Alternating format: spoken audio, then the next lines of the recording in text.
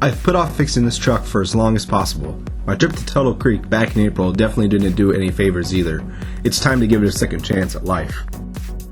Today, I'm starting off easy.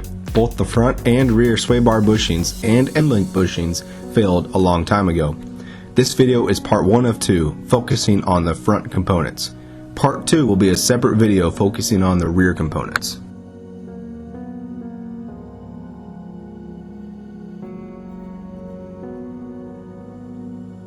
The first step is to jack up the front of the Sport Trac. Make sure at least one rear wheel is chocked to prevent rollback. Once at the desired height, make sure to put jack stands up for safety. Jacking up the front allows the front suspension to decompress and release tension on the sway bars.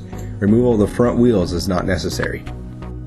In a perfect world, one would use two 14mm wrenches to loosen both front sway bar and link pass-through bolts. Because of the dilapidated condition of these end links, vice grips were needed to hold the top nut.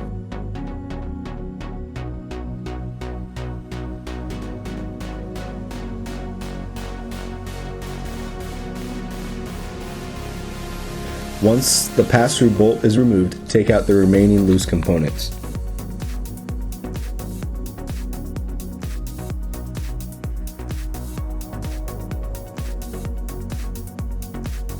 Next, remove the four 13mm bolts that hold the sway bar to the front subframe.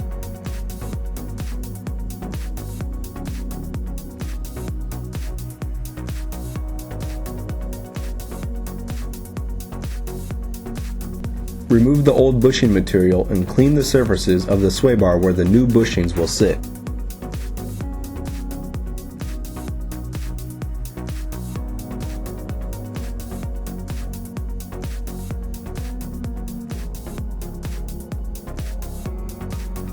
These are the new sway bar bushings to be installed along with the new front end links.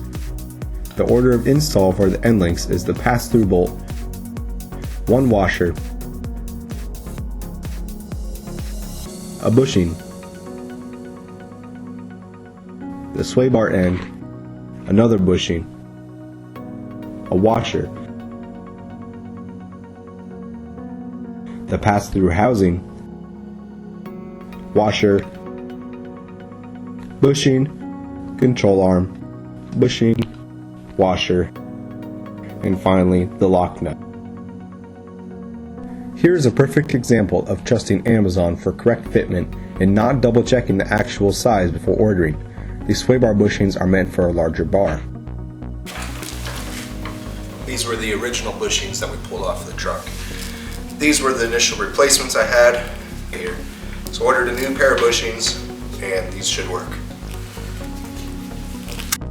Installation is the reverse of removal.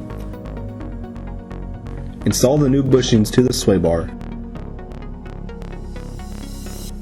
the sway bar to the front subframe, and then install the end links.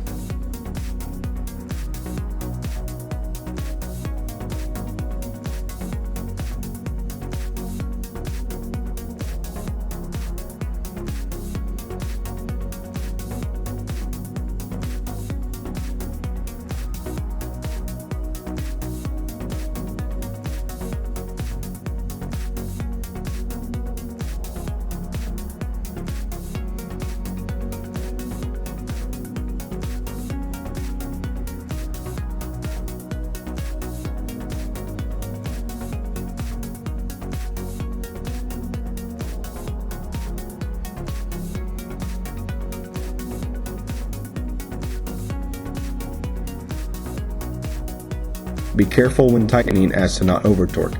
Over-torquing could cause premature wear and failure of the bushings and the end links.